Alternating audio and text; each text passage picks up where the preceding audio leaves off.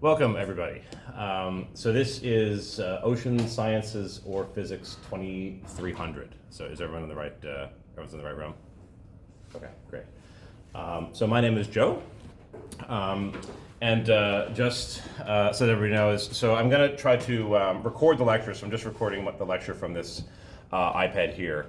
So just so that you know, like if you ask a question or anything, it might end up on the recording. This is my first time doing like lecture capture style, and so we might have to figure out a few tweaks to get the technology to work, if the sound works or whatever. So that might get sorted out over the first few days, but generally I'm going to try to post lectures, video, and the slides will always be there, but I'll also try to post videos, just in case you miss a class or you have to work or whatever. So today, it's going to be mostly a little bit about my research background and who I am, and just in case anybody's interested in research, I'm going to talk about some opportunities, and then about the structure of the course, so the grading scheme, syllabus, topics we're going to cover, etc. But I just want to start off with the land acknowledgement. Probably you'll see this quite a bit this week, but I think it's worth it at least once a semester, if not more, to actually think about these kinds of things and what the meaning of it is. So we do acknowledge that the lands on which this university's campuses are situated are in the traditional territories of diverse indigenous groups, including the Beothuk, Mi'kmaq, Innu, and Inuit, and we acknowledge that with respect. So it's worth contemplating. We have the Truth and Reconciliation Day as well later on. It's worth it to sort of think about it a little bit. Okay. So as I said, so the first is going to be a little bit about who I am. This is a somewhat recent picture of me. I actually did my undergraduate in this same department, in the physics and math departments. So I started at MUN, and then I spent a year at the University of Toronto studying physics, a year at the Perimeter Institute studying sort of more particle physics. My PhD is from Harvard University, which is in Boston, Cambridge. I lived in a small town, or actually kind of large, next to these, called Somerville. After that, my postdoc was at the California Institute of Technology, also called Caltech. That's just outside Los Angeles in Pasadena. And then I returned here to take this professorship job. And if anyone cares, before MUN, I was at St. Kevin's High in the Goulds, if there's anyone from the Goulds here. So what my research is mostly about is using a lot of sort of theoretical techniques, numerical techniques, data analysis simulations to analyze the role of turbulence in the climate system. So I'm really interested in how sort of complicated fluid flows affect our climate and our weather. But I also sort of dabble around a little bit with collaborations with other people in the department on really small scale fluid flows. So for example, the fluid flows that occur inside a small droplet of fluid, like a small droplet of water. They're actually small flows that go on inside the droplet. We sort of look at that. And also I work on gravity a little bit, gravitational waves with someone in the math department. My wife is also a professor in the biology department. Her name is Jeanette Wheeler. And this is I'm going to show a little piece of art she did. So this is a photo of Jupiter. Jupiter is a really, really interesting subject. I'm going to talk about it a little bit more. You can see there's sort of complicated wavy patterns and sort of complex patterns, and these are in the clouds on the outer layer of Jupiter. And it's a really, really beautiful photo because this is the Jupiter's moon Io, and it's casting a circular shadow on the outside of Jupiter. And then my wife had this brilliant idea that sort of looked like this, and so we call this person Big Jupes. Anyway, so I'll talk a bit about Jupiter as we go through the course. There's lots of interesting turbulence examples. But I just want to start off with what is turbulence. Does anyone have an idea or can offer a general suggestion? Like when we say the word turbulence, what does that mean? Anyone have an idea? Or like what does it have to do with, or what are some words that are related to turbulence? Any thoughts? Airplane, yeah, exactly. So on the airplane, who said airplane? Okay, so on the airplane, so when there's turbulence, what do you experience on the airplane? Unsteadiness, like it's shaking. Unsteady, exactly, it's shaking. And so what do you think is happening to the air? Like, so something is happening to the air that, like, outside the plane, right? And you fly through that patch, and something's going on. So if we could look at the air, it's hard to see turbulence in air because air is invisible. I'll show a movie actually of turbulence now just shortly. But what would the air look like if we could actually visualize what the air was doing? What would it be doing? Does anyone have an idea? In very general terms, not specific. Circulating. Circulating, and it would in a sort of a steady way or an irregular way? Irregular. So some kind of complicated flow. Maybe it's got circles like whirls or eddies or vortices. We use words like that. But you have some kind of complicated flow, and that complicated flow is somehow jostling the plane around, and that's why we all get scared when we're on the plane. I know I do. So turbulence, we sort of always have seen it throughout the history of humanity, but it became sort of formally studied in the late 1800s. There was this guy Osborne Reynolds, and there's actually so today now there are whole academic journals devoted to turbulence, and Reynolds did this very simple experiment where basically he had a pipe, and so water is going to flow horizontally through this pipe. The movie is going to basically show the same apparatus, but just a zoomed-in version. So water is pumped through this pipe, and what he did was he examined how does the pattern of the flow, or the behavior of the flow, how does that change as the speed of the flow is increased. And what we generally find is that for low flow rates, the flow is what's called laminar, which means it's just sort of simple, gentle, like layered flow without much complexity. And then as the velocity of the flow goes up, just the overall speed of the flow just spontaneously becomes very complicated. So I'm going to show a movie. This is from a very nice experiment. Just bear with me for 1 second. So it's on YouTube here.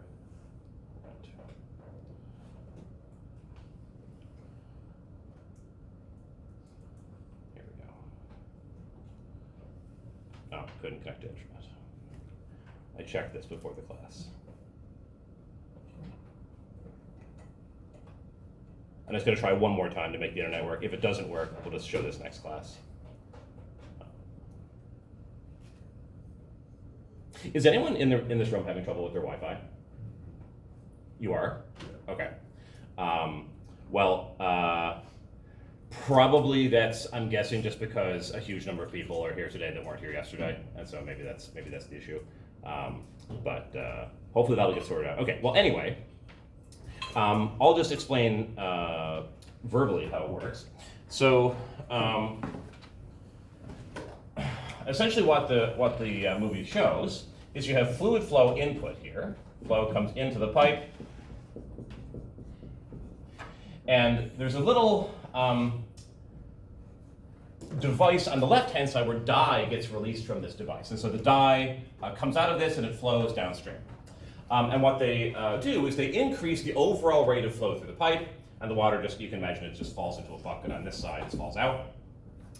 And as they increase the speed, what happens is the flow first starts to develop these sort of wavy oscillations. So we have low speeds, we have steady, laminar. Oh, and I should mention, this is all just about research opportunities and sort of getting interested in physics. And so none of this is going to be on any evaluation. This is just sort of general knowledge about sort of where I'm coming from. So at low speeds, we have this steady flow. And then at sort of moderate speeds, we have this wavy flow, where we have undulations that are happening in the dye pattern that are being swept downstream. And then at high speeds, we have unstable or turbulent flow. And we have unstable or turbulent flow, the dye patterns just look like this. There's just some messy, complicated pattern that's also getting swept downstream, but there's sort of total loss of predictability. When there's a wave, you can imagine, okay, if it was up now, it'll be down a second later, there's some oscillating pattern. But when you get to very high speeds, the flow just becomes so complicated that actually for many purposes, and in my research actually we do this, you can treat it as random. And we probably have all maybe used a random number generator for something in our life, like picking order of people at a party or whatever, or like giving out something to, distributing items when I do it in some fair way. And you can actually make a random number generator based on turbulence. Just by filming turbulence, you can make random numbers out of that that are as good as any other random numbers. And so so this video is also, I guess, not going to play. I'll try it one more time. So there's so there are really two different categories of turbulence. So it's kind of a when I asked, if you sort of know what turbulence means, if you're asked to give a very specific definition, like turbulence is exactly this set of phenomena, it turns out that's kind of harder to do. But it's the kind of thing that you sort of know it when you see it. And it just means some kind of complicated erratic flow that's very, very hard to predict. And I'll show this movie probably next time. But physicists wanted to understand how turbulence works in terms of average properties, like how much heat does it move around, how much energy does it have, if there's different whirls and vortices, like how big are they, or like what's the relative size of them. And so there's a really classical problem that's been studied since the 60s, 50s, 60s, and 70s called homogeneous isotropic turbulence. There's actually a book on this. And this is a bunch of sort of physics words. Homogeneous means that the turbulence is the same at every point in space. So wherever you look, it's not the same at every moment, but statistically it's all the same. So it doesn't matter where you look, you'll measure the same statistics. Isotropic means that there's no preferred direction, so that like up and down motion, like the vertical velocities are the same as the horizontal velocities, and left and right and front and back are all the same. That's called isotropic. And this classic problem is homogeneous isotropic turbulence, and we'll see a movie of it later from YouTube. But this is sort of the first starting point. So generally when physicists want to tackle a problem, they start with what they think is the absolute simplest thing. That's why when you take a physics course, you're doing like ball on an inclined plane or like a simple pendulum. Like we don't start with like a car or a spaceship. First, we start with the simplest possible thing. So this very, very symmetrical homogeneous isotropic turbulence was the first problem that was really studied. And this guy on the right-hand side, his name is Kolmogorov, Andrei Kolmogorov, basically conceptualized turbulence in this very sort of simple way, where basically how it works is, at first, vortices and eddies, usually we use the term eddies, form and large vortices form. So in this case, what that would mean is you sort of get undulations in the die that are sort of like at the scale of the pipe. So these are the largest scale you could fit in. That's what forms. But then these large whirls, it turns out they're actually unstable. So if you just have a whirl there, it just spontaneously breaks apart into smaller whirls. So we have large eddies that form initially.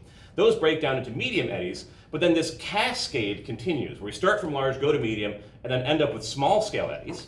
And when the eddies get very, very small, they're affected by this phenomenon called viscosity. Does anyone know what viscosity is, or does anyone remember? It's like what? Related to like thickness, isn't it? Related to thickness, and so it's very closely related to thickness, because that's why the small eddies are very thin, and that's why it's important. You have another. The proper definition is resistance of flow. Resistance. So it's a frictional effect. That's Yeah. right. So it's kind of like basically when you have fluid layers. If you have a flow pattern, and imagine you have some flow like this, where one layer is fast, and then we have another layer that's slow at the bottom. The idea is that these layers rub against each other. And there's frictional forces here, there's friction. And when you have friction, we all know that if you rub your hands together on a cold day, it heats your hands up, so friction generates heat.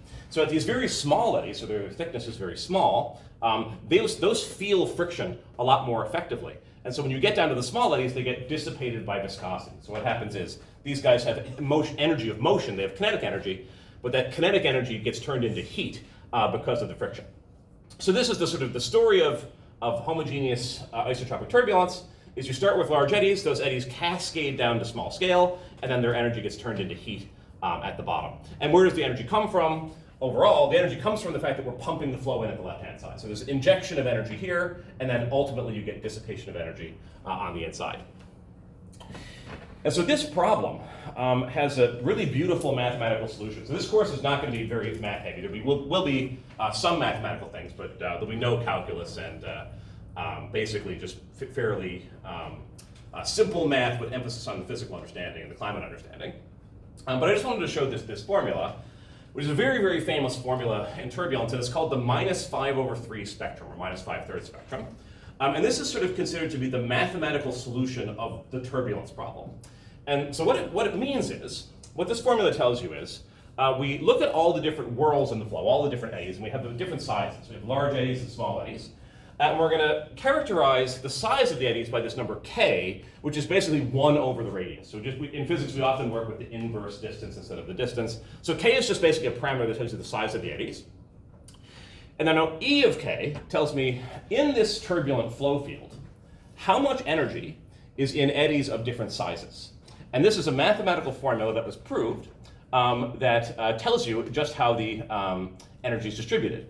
And so there's a couple of parameters here. Epsilon, that's the rate of heat production. So at the small scale, we have this viscosity, it's producing heat. That's what epsilon is. And then C, this is a numerical constant that Kolmogorov couldn't actually prove that in the theory. That had to be measured. So he proved the structure of the equation, but that C numerical constant that like equals 2.7 or something. He couldn't prove that, so we had to calibrate that using simulations or using experimental observations. And so this diagram is a plot of a ton of data from a whole bunch of different turbulence experiments, very much like this. You have flow coming in on one side, then you have turbulence in the interior. And what they're measuring is just measuring observationally how much energy is in whirls and eddies of different sizes. And what this formula basically tells you is that there should be lots of energy on the large eddies. So at this side, we have big eddies, and this side, we have small eddies. And then the y-axis is how much energy is in eddies of that size. So on the left-hand side with the big eddies, we have most of the energy. And then as the eddy size decreases, the energy decreases. But it decreases in this very particular way with this minus 5/3 dependence. And if you plot it on a log-log scale, you get this straight line. And so what we can see is that lots of different experiments. We have experiments in the ocean, we have experiments in wind tunnels, experiments in pipes, and all of them, they basically fall along this same line. And this is called the famous minus 5/3 or Kolmogorov spectrum. So the point is, so this is for basically homogeneous isotropic turbulence, this simple supersymmetric model example. And this agreement between this mathematical solution and the observations is considered sort of the biggest achievement of all time in turbulence, understanding turbulence theory. But what I want to emphasize is that this situation of a pipe where you have sort of random eddies and everything is statistically the same wherever you look, either in terms of direction or wherever you look in space, it's not how many turbulences work in the climate system. So I want to show another example. Now this video is embedded, so it will work.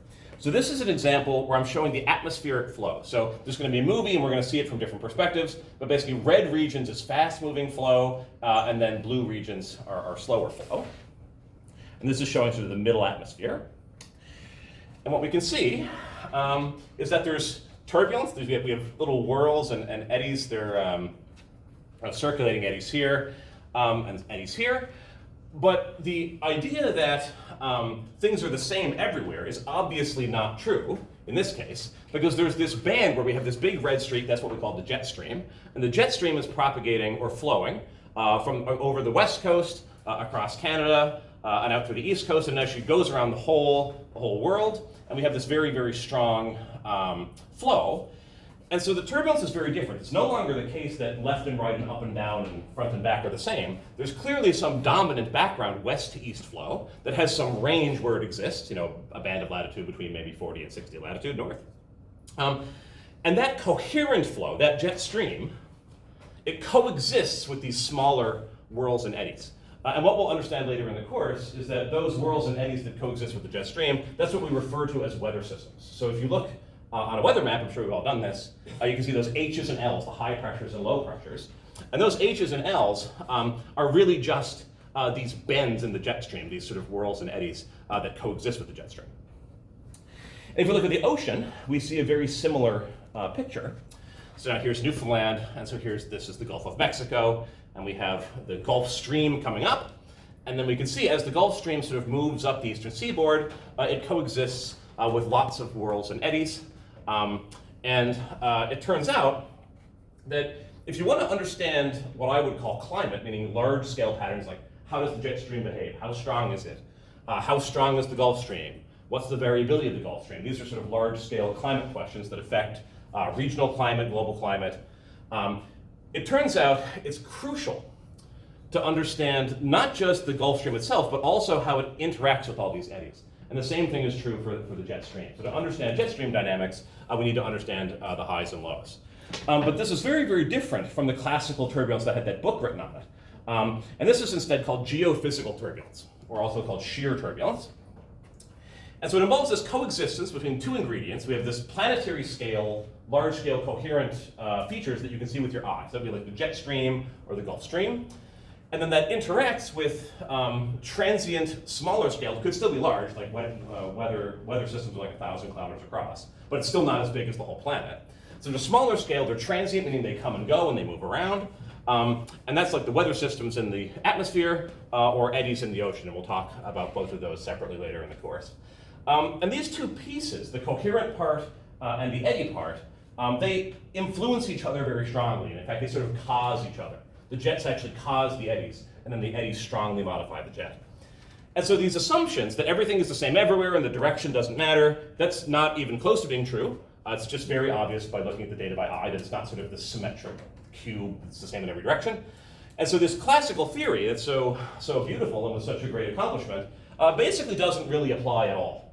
And so if you want to understand weather, or you want to understand oceanography, or you want to understand the climate system, all of these major mathematical achievements in the theory of turbulence essentially are not really that useful. They're useful in certain specialized cases, but most of the time they don't really apply.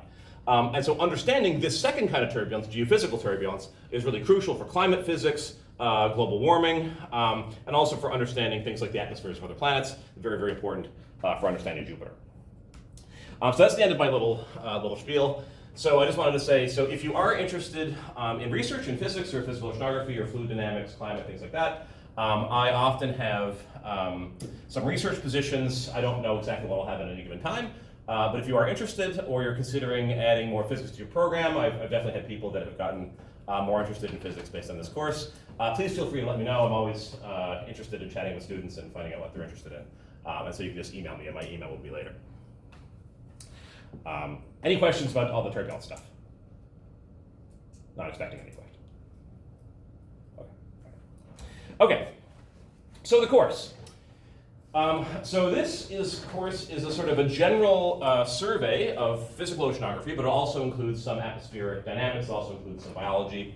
But they're all sort of centered around things that we need to understand the ocean and understand how the ocean operates within the climate system. So the book that we normally use is called Essentials of Oceanography by Trujillo and Thurman.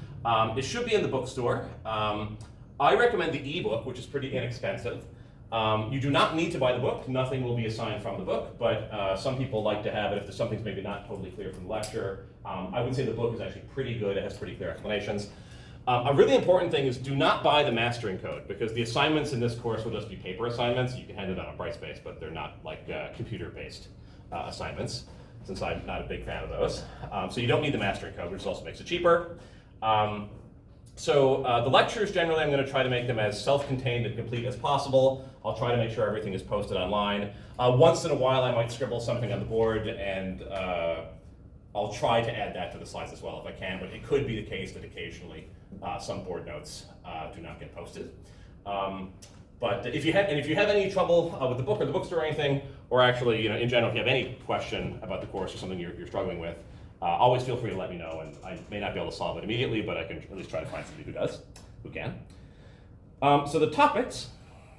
So most of the main topics are going to loosely follow what's in the book. And so we're going to start with sort of global geography, like what oceans are there, what are their basic properties, like how deep are the oceans, like sort of geographical questions like that. We'll have to get into a little bit of plate tectonics to understand sort of where the oceans actually come from. Then we're going to talk about seawater, what are the properties of seawater, how do we observe the ocean, so you probably have seen various oceanographic instruments in your life if you're out on a ferry or something like that. So how do these work? What information do we get from them? To understand the ocean, it's very important to understand the wind. So the wind is the primary driver of the ocean. The winds blow over the surface, and that creates the most energetic currents. So we'll understand a little bit about global wind patterns, including talking about things like hurricanes and weather systems. That'll help us understand the global ocean circulation. You may have heard of this thing called the global ocean conveyor belt, or the thermohaline circulation, so we're going to talk about that. And then waves and tides at the end. This is a cool YouTube of very, very large waves in the Southern Ocean, but because the internet's not working, I'm not going to mess with that. And now, so last time I taught the course, these sort of basic topics we managed to cover and have a few weeks left at the end. And so at the end there'll be extra topics depending on how much time we have, and those will include things like climate modeling, climates of the past, which is a whole field of research called paleoclimate, heat waves, cold snaps, climates on other planets, and maybe turbulence. And on the first assignment, there'll actually be a question worth a small amount of points, where I'm going to ask, what are some topics that you're particularly interested in about the ocean that you would like to see covered? And some of these extra topics actually come from the responses last year, and I'll try to include those. I call them mailbag topics, and I'll try to include some of those at the end of the course. So if there's a particular topic you're interested in that's not on this list, please feel free to suggest that on the first assignment. This is just a list of some chapters from the book for your own reference that will loosely follow these. And when I'm talking about material that's in the book, I'll at least try to give some general chapter references so you know where to look. Evaluations. So the course is evaluated based on assignments. There's 2 midterms, a project, and then a final exam. So there'll be 5 assignments. They're worth 5% each for a total of 25. 2 midterm tests worth 20 each. All of the tentative dates for all of these evaluations are on the syllabus. So I'm not going to go through the specific dates, but if you look on the syllabus, which is posted on the website, you can see all those. An interesting part of the course that people always have a lot of fun with is this thing called the TikTok project. So essentially, the first time I taught this course, which was a few years ago, I gave out a paper. But I think writing a paper can be a little bit dry. And students in the past 2 years have had a lot of fun with this TikTok project. So the idea is, rather than write a paper, what you do is you go into the primary literature and you find a research article about, like a recent article about some topic, like maybe global warming in the ocean or something like that, and you make a approximately 2-minute sort of popular science style video presentation about that topic.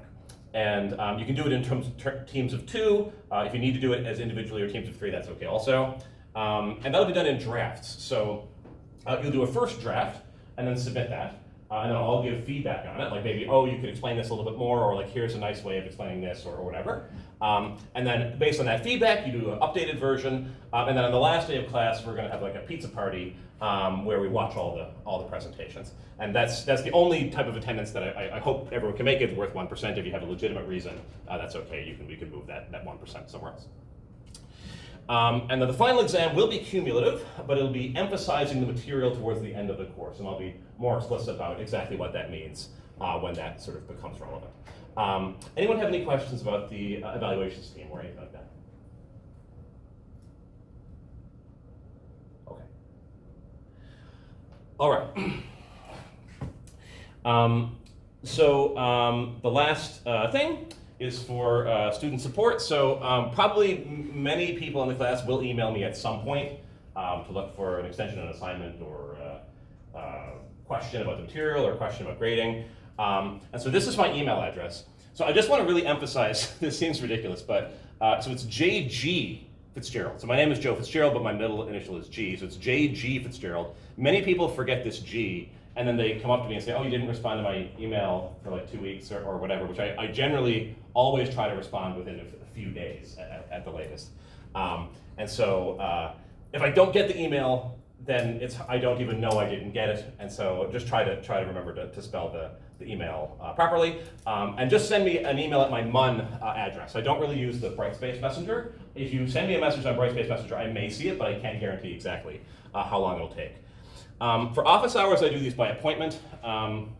What you'll find is that it's quite easy to get a meeting with me. I'm pretty flexible time schedule, so rather than have a set hour, I found appointment works a lot better. The course will have a marker. It's unclear who that will be yet. That'll be decided in the next few days. I'll just mention a note about marking. So when we grade the assignments and the midterms, we have to sort of prioritize getting it done in a reasonable amount of time. So the graders are graduate students who are very busy, and so sometimes they're sort of rushing a little bit. They try to do the best possible job, but the key thing is if there's ever a mistake that slips through on your grading, you could just let us know and we'll correct the error. So so that there may be one or two mistakes happen every year where somebody like misses that a question was submitted and accidentally assigns a 0 or something like that. So when you get your marks back, just make sure that everything adds up, all the grading looks fair, and if there is any issue, we can always correct that. And then the last thing, if you have any issues with Brightspace or the technology, there's a link there to sort of help you navigate the system. But the main thing is, if you're having any sort of technical problems or you can't find a book at the bookstore or any issue like that, just let me know if you sort of can't use whatever base level resources are there, and then I can sort of help you solve the problem. Okay, so I'm not going to actually start the detailed content of the course today. So that's about where I was going to stop. So I'll just say if there are any questions about anything related to the course or any of the content or evaluations or the project or anything like that, I'm happy to take questions. So does anyone have any questions? Okay, I'll just ask. So can you put your hand up if you're in the, so there's two parts of this course. There's the ocean science half and then there's the physics half, but they're identical. So it makes no difference what part you're in. But can you put your hand up if you're in the physics part? Okay, now how about ocean sciences? Okay, so it's about half and half. Sometimes it varies with, usually there's more ocean sciences students. I think this year there's slightly more physicists. But it will make no difference, and if nothing else, it should be some sort of cross pollination of interest between the two programs. Okay, great. Well, if you do have any questions, feel free to let me know by email. Other than that, we'll start the course in earnest on Friday, and we'll try to sort out the tech. I'll post this. I'll see. The main question is whether the audio is working, so I'm gonna look into that. But other than that, I'll see everybody on Friday. Great.